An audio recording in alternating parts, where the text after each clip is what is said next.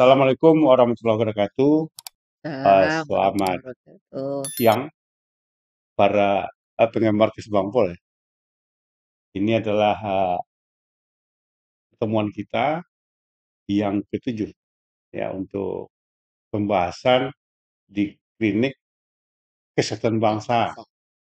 Banyak nanya kenapa klinik. Ke klinik itu kan yang datang orang yang nggak sehat. Tapi yang nunggu di klinik itu dokter. Nah, ya.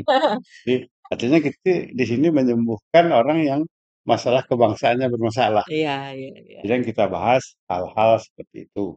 Dan pada episode ini kita hadir bersama dengan Prof. Reni. Beliau adalah Deputi Pengkajian Strategis dari Lemhanas yang hadir ke Padang juga dalam rangka kemarin ada seminar kebangsaan bersama IKAL Sumatera Barat.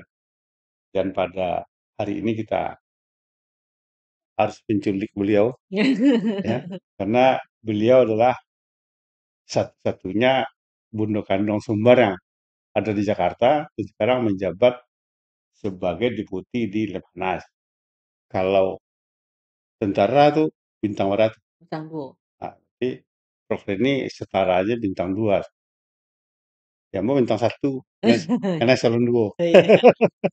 Ya jadi alhamdulillah kami juga, saya sendiri juga pernah belajar di Lemhanas pada tahun 2020, kebetulan beliau sudah jadi deputi pada saat itu. Mungkin Prof, kita siang ini ngobrol-ngobrol, mungkin banyak orang yang melihat Lemhanas itu terlalu tinggi, sehingga nggak banyak yang memahami apa sebenarnya tugas Lemhanas ini untuk NKRI ini. Mungkin bisa Prof sampaikan secara gamblang sehingga kita orang-orang yang di Sumatera Barat, orang Minang yang memang pemilik negara ini, pemilik karena ikut mendirikan ya. Ikut mendirikan. Jadi kita bangga Prof ada di situ untuk bisa berkontribusi. Mohon pencerahannya kepada kita-kita bersama sebenarnya target dan pekerjaan di Lemhanas itu apa? Silakan Prof. Ya, terima kasih Pak Eri. Assalamualaikum warahmatullahi wabarakatuh. Pemirsa, senang sekali saya bisa hadir di podcastnya Klinik Kesatuan Bangsa ini untuk sedikit berbagi pengetahuan tentang Lemhanas RI. Pak Eri, saya sudah 5 tahun di Lemhanas, menjadi Deputi Pengkajian di Lemhanas RI. Seperti yang disampaikan oleh Pak Eri tadi, bahwa apa sebenarnya fungsi Lemhanas. Lemhanas itu didirikan dengan keputusan Presiden, mempunyai 3 fungsi. Fungsi yang pertama adalah mendidik kader-kader pemimpin bangsa. National Leadership. Iya, national leadership. Jadi yang dididik di Lemhanas adalah orang yang sudah menjadi pemimpin. Jadi yang di situ yang ada namanya program reguler dan program singkat. Nah, satu lagi kemudian ditambah dengan program untuk kepala daerah.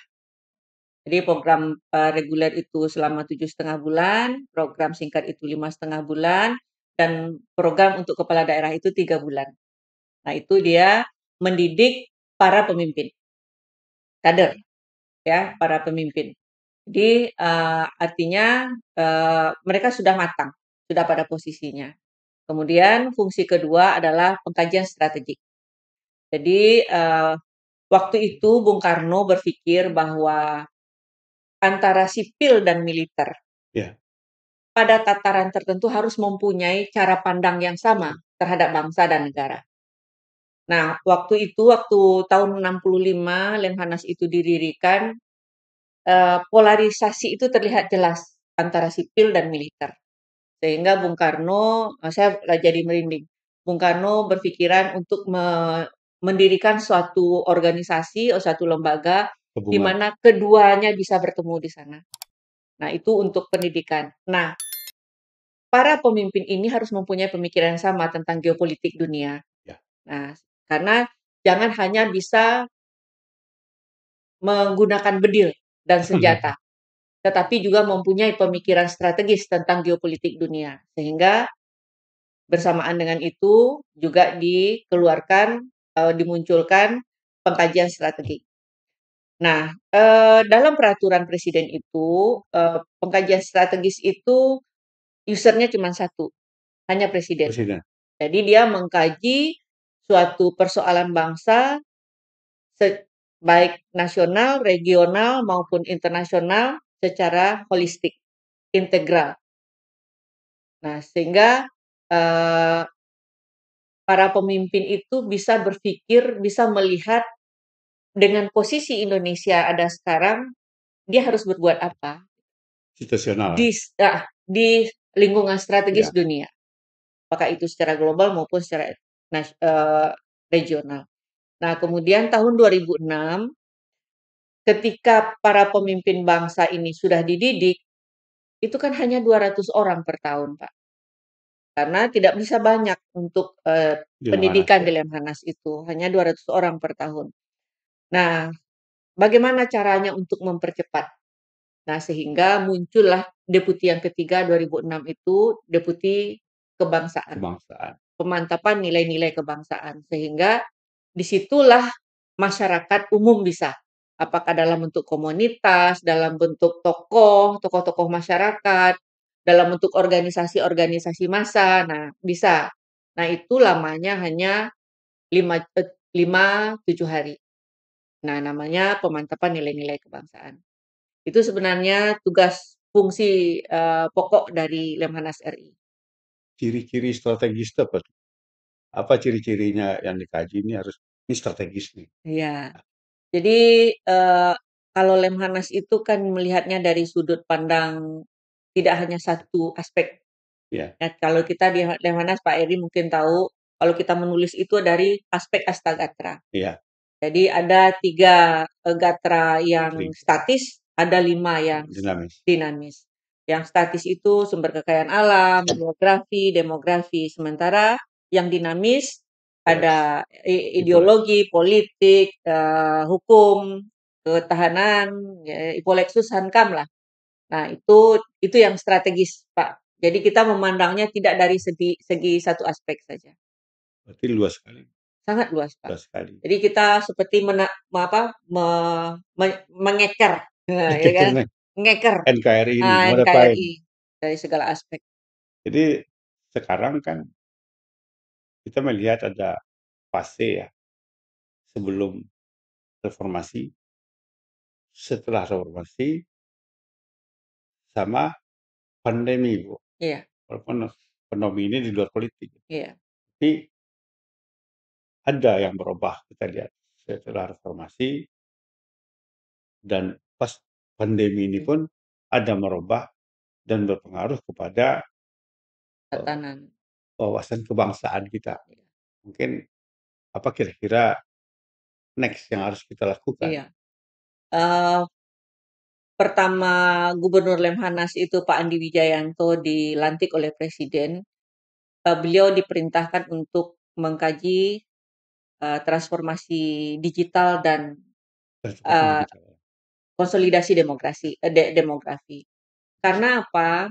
Kita melihat pandemi itu ternyata memaksa, Pak Eri, Iya, memaksa kita untuk mau beradaptasi tidak mau. dengan mau nggak mau, beradaptasi dengan teknologi.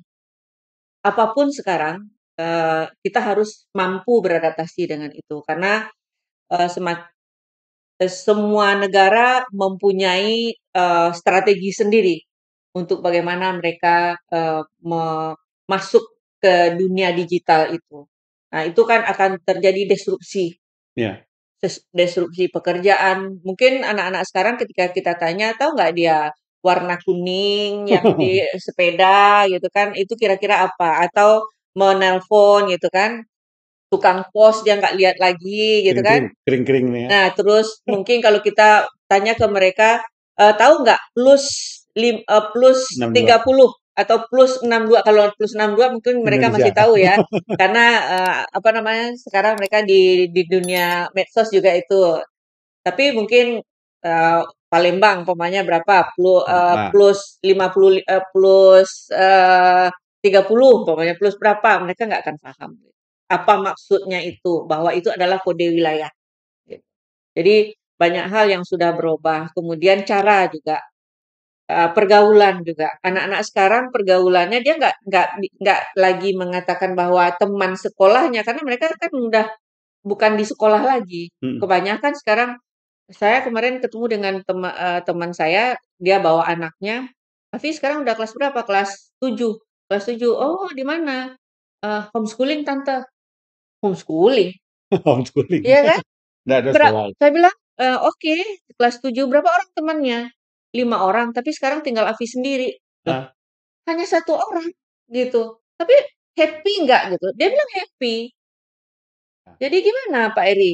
Gimana kita mengatakan bahwa kami itu dulu punya teman gitu. Bagi mereka nggak punya teman nggak apa-apa, karena mereka punya banyak teman Pak Eri gitu. di dunia maya. Iya, dan mereka kan bahasa mereka lebih cepat gitu kan, karena mereka setiap hari punya teman di berbagai negara, bisa mereka mempelajari bahasa bahasa Thailand dengan cepat atau tidak hanya bahasa Inggris sekarang, karena mereka Korea, berusaha untuk Cina. punya teman-teman itu, gitu. Ya apalagi kalau dia bingung sekarang bisa pakai AI kan. Iya, Ketik aja, udah tahu. iya, benar, Kak, Jadi, itu peluang dan sekaligus sekaligus tantangan. tantangan. Ya, jadi, Iya, kita melihat itu ada nggak strategi kita, eee, mengendalikannya, tapi menggunakan perkembangan mereka. iya. Kami di Lemhanas melihatnya ada melakukan kajian Pak Eri, perintah untuk melihat arsitektur Ya, dari digital itu sendiri. Kami bicara tentang bagaimana regulasinya. ya, Setelah regulasinya, apakah regulasi sudah mendukung tidak untuk kita bisa mengadakan lompatan di dunia digital. Kemudian kebijakannya bagaimana. Kemudian bagaimana, teknologi itu sendiri, gitu kan. Apa yang harus dilakukan. Kami membuat kerjasama banyak dengan lembaga-lembaga yang, mengawaki digital. Terakhir kami kuantum. Kemudian blockchain, karena ya. itu mau nggak mau kita dipaksa untuk masuk. Ya. Kuantum digital itu Pak Edi seperti kita melipat dunia. Kalau dulu mungkin untuk mempelajari satu sistem itu mungkin bisa 5 tahun, Iya, 3 tahun. Sekarang bisa dalam 5 menit Pak Eri. Begitu mereka melipatnya secepat itu gitu. Jadi untuk membuat sesuatu itu kita butuh banyak sekali dulu mungkin perangkat gitu ya, banyak sekali, sistem-sistem yang harus dipadukan, tapi sekarang mereka hanya dengan satu klik mereka bisa mempermudah dan mempercepat itu proses itu terjadi. buktinya hacker ya, Iya, bisa pusat data kita dijebol. iya, dan itu hanya anak-anak yang baru. Iseng-iseng. Iya, Karena kuncinya dikasih lagi kan, iya, kan sebenarnya iseng. Jadi untuk perkembangan ke depan, itu kan kita nggak lepas kunci awal itu kan SDM. iya, benar Pak. SDM okelah kita bisa belajar dari teknologi. Tetapi kita kemarin itu sudah dipaksa oleh pandemi Iya, untuk masuk ke 5.0, iya, padahal sebenarnya kita nggak siap, iya, ya. Artinya akan ada benturan iya, di perkembangan SDM kita di wawasan kebangsaannya, iya, bahwa akan ada terjadi galop ya, lompatan yang mungkin kita nggak siap. iya, Akhirnya pasti ada, eee, akibat yang akan mengganggu perkembangan negara. iya, Mungkin ini bisa dikomen Ibu, masalah persiapan kita berbicara Indonesia Emas. iya. Padahal hari ini yang kita temui ATGH-nya Iya, itu yang yang tanpa kita dibuat. sadari. Ya, ya, saya setuju itu Pak Eri. Kami, tahun ini, beberapa kajian kami, satu tentang transnational crimes ya, Pak. Ya, Kita tidak bisa, menghindari, terjadi, ketika proses itu, transnasional itu kan tidak hanya ideologi dalam, mmm, menggerus Pancasila, Pak Eri, tetapi, semuanya itu ideologi mungkin dalam, bermusik, ya ya kan? semuanya. Makanan, itu kan ideologi sebenarnya yang mereka Iya, pengaruhi kita, gitu. ya apa ya, drakor ya, drama Iya, Korea. drama Korea itu kan sebenarnya pelan-pelan mereka merubah ideologi kita, Iya, Pak. budaya kita Iya. dimasukin. Nah, Jadi kalau kita tidak siap dari sekarang Pak Edi, kita, peradaban kita akan bergeser, peradaban kita ke depan. Karena kalau hal-hal yang sudah kita lakukan secara terus-menerus dan itu sudah menjadi kebiasaan, itu akan merubah peradaban. Kan kita harus menyiapkan itu. Pemerintah memang sudah menyiapkan itu Pak Edi, bahwa akan ada, eee, berapa, 9 juta digital talent yang digital harus talent ya. disiapkan, 600.000 per tahun. Itu kan pemerintah menyiapkan, tapi sebenarnya, kita juga tidak siap untuk menyiapkan mereka. Ini kalau arahnya nggak jelas bisa jadi lawan, Nah, bisa gitu. jadi lawan. Kalau hanya Kayak iseng, sekedar iseng sekedar dia nih. hanya memproduk digital talent Dan itu arahnya nggak jelas dan kan. arahnya nggak jelas, terus setelah mereka belajar itu mereka mau kemana? Mereka sudah disiapkan belum? Mencoba-nyoba ke kita ya. Nah, itu. Sehingga akhirnya mereka ngutak-ngatik kan, Pak Ya, Edi. Nah, itulah yang membuat dan mereka pemikiran anak muda itu kan liar, Pak, ya kan? Ingin mencoba sesuatu yang baru. Nah, itu kan harus, arahnya itu kan harus. Makanya, kami di Lemhanas RI itu, melalui Deputi Bidang Pemantapan Nilai-nilai Kebangsaan mencoba supaya pikiran-pikiran liar anak-anak muda itu masih bisa dalam koridor NKRI. jadi kalau kita melihat peranan culture Iya, pada kita kan, culture kita kan Minang. Minang itu kan lebih dulu sebenarnya terbuka ke orang luar. iya, Ya sebelum adanya Kartini kita udah punya betul Lebak betul Bulus, betul. kita punya ini semuanya. Eh, Peranannya apa yang bisa tetap kita fokuskan. Jadi maju boleh, tapi tetap punya karakter. Iya, Mungkin ada hal-hal yang perlu digerakkan oleh Lemhanas terhadap budaya yang 400 suku itu iya. supaya mungkin sebagai bundokando dari Minang apa imbauan Prof. Reni terhadap generasi Minang ke depan. Iya, sebenarnya ini kan peran peran tokoh masyarakat yang paling penting, Pak Eri. Di samping, apa namanya, di samping peran keluarga dan institusi pendidikan, gitu kan. Karena mereka kan lebih banyak bergaul di luar ya, Pak. Ya, Kalau sekarang kan seperti yang saya bilang tadi, mereka homeschooling, Pak, gitu. ya, Jadi dunia pendidikan itu tidak menjamin lagi sekarang bahwa mereka akan terdidik, gitu ya. Walaupun kita berharap masih sangat berharap, ke dunia mendidik, pendidikan untuk mendidik. mendidik mental mereka. Begitu juga untuk keluarga. Sekarang kita di rumah barangkali Pak Eri, ya bukan anekdot ya Pak, kita mungkin berlima di rumah, rumah kelihatan sepi gitu ya, karena masing-masing Main sibuk HP, dengan main ya, HP.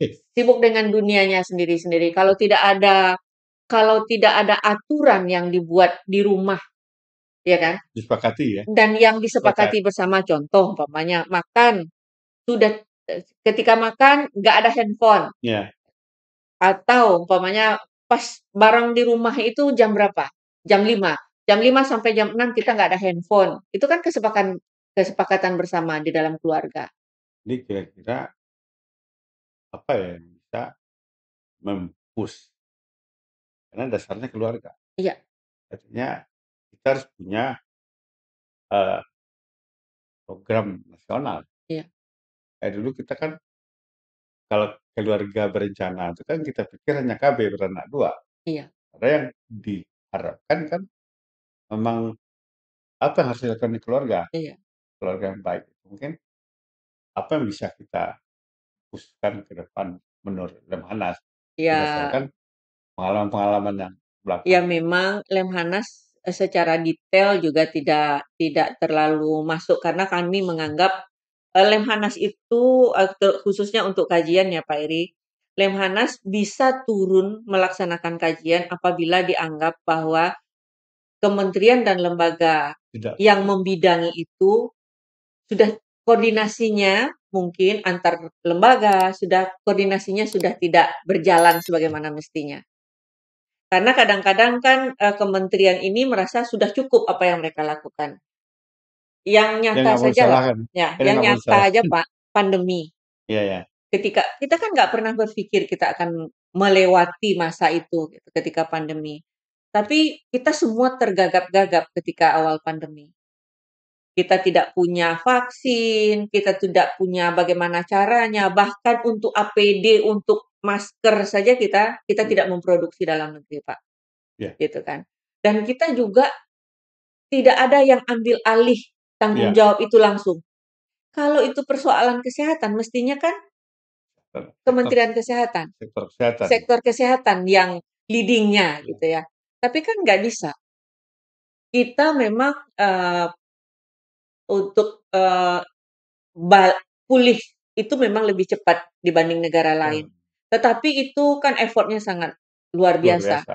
karena bantuan TNI Polri, bersama-sama masyarakat, bersama-sama dengan pemerintah. Hmm. Mungkin kalau kita tidak punya keunikan itu, saya pikir kita tidak akan mampu melewati itu dengan cepat untuk, kembali pulih dari setelah pandemi, Pak Eri, gitu. Kita kan seperti Prof. Reni sekarang udah masuk di skala pimpinan nasional lah, ya. Kita juga paham dulu kayak kita bicara Tan Malaka, Iya, sebelum tahun 1900 ini dia ada sekolah ke Rusia, ke Belanda. Jadi memayami, iya, belum ada kata-kata Indonesia, mereka bikin duluan. iya, Jadi orang Minang dari dulu itu dia ada biasa sekolah jauh-jauh. Itu terakhir nama masjid kita aja diganti sama Ahmad Khatib Al-Minangkabawi. Al-Minangkabawi. Berarti dia juga sekolahnya tahun 1900 kan Iya, berangkat ke luar negeri. iya, Saya apa gitu faktor yang mendukung orang kita itu memang harus dengan pendidikan. Karena kalau kita lihat di nasional pun, dialah tahun 45 sampai tahun 50 itu yang maaf yang banyak berpendidikan itu kan orang Minang. iya, Nah, apa yang terjadi dibandingkan orang-orang zaman dulu itu dengan orang Minang hari ini? iya. Saya masih sangat optimis, Pak Eri. Saya masih sangat optimis karena apa, saya merasakan sendiri bahwa sebenarnya, filosofi kita itu, sebenarnya tidak dibuat-buat. Emang ketika para pendahulu kita itu karena pengalaman mereka, maka keluarlah filosofi-filosofi itu. Contoh, "Di ma Langit di sini, bumi dipijak, di di situ situ langit. langit dijunjung." Begitu mampunya orang Minang beradaptasi, sehingga budaya merantau itu ada. Dan jarang mereka melakukan konflik di daerah di Di mana mereka lingkungan tinggal, setempat. ya. Karena apa? Mereka mampu beradaptasi.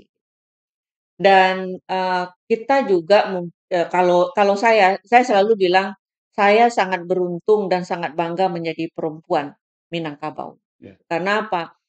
Saya sejak kecil tidak mempunyai hambatan, Ah, apakah dari segi pendidikan, dari segi lingkungan sosial, sama orang tua, nggak ada persoalan. Saya tidak mendapat, eee, apa ya, mendapat saya hampir tidak pernah mendapat rintangan yang berarti alhamdulillah. untuk mengejar itu. Dan, saya syukuri kalau seandainya bukan terlahir sebagai perempuan Minang, belum tentu akan seperti itu. Saya, dengan adik tidak ada, pembicaraan bahwa nanti kalau tamat adik aja dulu yang sekolah Ah, gitu, atau, ini buku, adik aja yang dulu bukunya karena dia yang pinter, nanti yang Kakak nggak bisa sesudah itu gitu ya. Nggak ngalamin saya, Pak Eri. Dan saya yakin orang tua saya yang demokratis itu bukan hanya orang tua saya.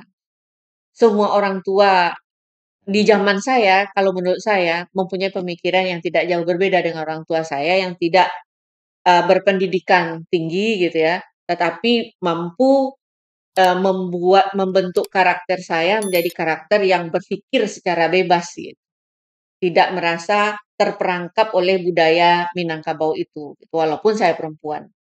Jadi, eee, se local wisdom itu yang menempa saya untuk bisa beradaptasi, untuk bisa masuk ke lingkungan yang mungkin ketika saya sendiri tidak yakin bahwa saya mampu untuk bisa beradaptasi dengan lingkungan itu. Terakhir nih, Prof.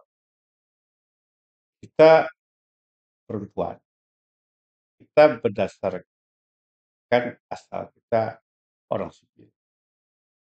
Sekarang bekerja di kawasan yang diisi oleh militer semua. Kira-kira gimana rasanya dan strategi Prof yang bisa bertahan udah 5 tahun di situ? Ya, Mungkin, gambaran untuk generasi kita ke depan, iya, wah jangan ada rasa minder kan, iya. ya kan? Saya selalu bilang begini, mmm, masa depan itu tidak ditentukan oleh di mana dia lahir dan dari tempat mana asal pendidikannya. Ya, Karena itu semua kalau menurut saya pribadi, masa depan itu harus ditentukan oleh kemauan itu. Tapi kan saya nggak bisa. Memang Allah yang memberikan semua kemampuan ini gitu. Tapi kalau tidak dilatih kan juga tidak bisa Pak Eri, iya, gitu. Jadi, eee, saya bukan juga bisa secara langsung beradaptasi dengan lingkungan yang satu, lingkungan terutama militer, kemudian 2 perempuan yang saya mungkin karena begini, Lemhanas itu sejak tahun 65 didirikan oleh Bung Karno, belum ada deputi yang perempuan, pertama ya. ya. Jadi saya merasa sangat beruntung ketika saya masuk ke Lemhanas, saya adalah perempuan pertama di deputi pengkajian itu, setelah hampir 55 tahun. Gitu, Lemhanas berdiri. Dan bahkan untuk satu tingkat di bawah saya itu juga baru setahun yang lalu ada perempuan Direktur, direkturnya. Dari 20 direktur yang setaraf direktur di Lemhanas itu hanya satu perempuan. nominal lain, Dan itu orang Minang. kan hebat. Artinya culture Minang itu tidak memilih siapapun untuk Iya, bisa menjadi pemimpin. iya. Jadi budaya kita segala macam nggak ada yang menghambat, tergantung kemauan dan Nah, kesempatan. jadi mungkin tidak mengapik daun kunyit ya Pak Heeh, Edi ya, iya, kayak gitu kan. Ya, saya bangga menjadi orang Minang. Karena apa? Tempaan itu saya bisa melihat kawan-kawan yang masuk ke radar itu mereka yang ditempa. iya, jadi kita juga mungkin kita suka sama-sama suka membaca ya, Iya, artinya ada kebanggaan kita jadi orang Minang. suka berdiskusi Pak Ya, Eri. ah, Berdiskusi bagi kita bukan hal yang tabu, yang tabu untuk berbeda pendapat. Kita sudah biasa dengan perbedaan itu. heeh, Bagi kita perbedaan itu justru yang membuat kita semakin kuat. Dan tentu saja harapannya bagi generasi muda ke depan, jangan baper mhm, ketika berbeda pendapat. Karena justru perbedaan itu yang bisa menguatkan kita. Dan Indonesia itu sampai hari ini bisa bertahan Pak Eri, kalau kita lihat bagaimana Rusia gitu Pak Eri, yang hanya satu ya, betul, Amerika juga ya. ya, tapi sekarang terpecah menjadi berapa puluh gitu ya. Padahal bahasa mereka satu, Iya ya, tetapi justru di kita yang beragam itu menjadi kekuatan bangsa gitu. Harusnya kita bangga itu. Dengan keberagaman kita itu, kita semakin kuat. Karena apa? Setiap kelemahan kita ada yang nutupin kelemahan yang lain. Dengan keunggulan yang lainnya. Sehingga kelemahan-kelemahan kita tertutupi dengan kekuatan-kekuatan di luar kita, di lingkungan kita. itulah insyaallah, eee, kita bisa tetap bertahan di dalam kebinekaan. Iya, ini Iya, memang harus benar-benar kita terinternalisasi, kita rawat kita kesatuan rawat. bangsa itu. Iya. Ya mungkin untuk Bunda Kandung ya, dari ranah Minang ya, Iya. mudah-mudahan karena kemarin itu katanya Hari Kebaya Nasional, Oh ya, Kak. kemarin Bu, Oh, saya mau ngomong itu kemarin. jadi saya udah pantas ya, Pak, ya, Nah, pakai kebaya ke sini? jadi mungkin di sini juga ada pelengkap kebayanya. Ah, terima kasih banyak. Terima kasih banyak, Pak Edi. Siap. Ya, makasih. Iya. Saya kira itu mungkin Prof, waktu kita mungkin sudah sampai pada jadwalnya dan Iya. mengucapkan selamat Terima untuk kasih, Pak Eri. kembali bekerja. Terima kasih. Assalamualaikum warahmatullahi wabarakatuh. Assalamualaikum warahmatullahi wabarakatuh. Waalaikumsalam warahmatullahi wabarakatuh.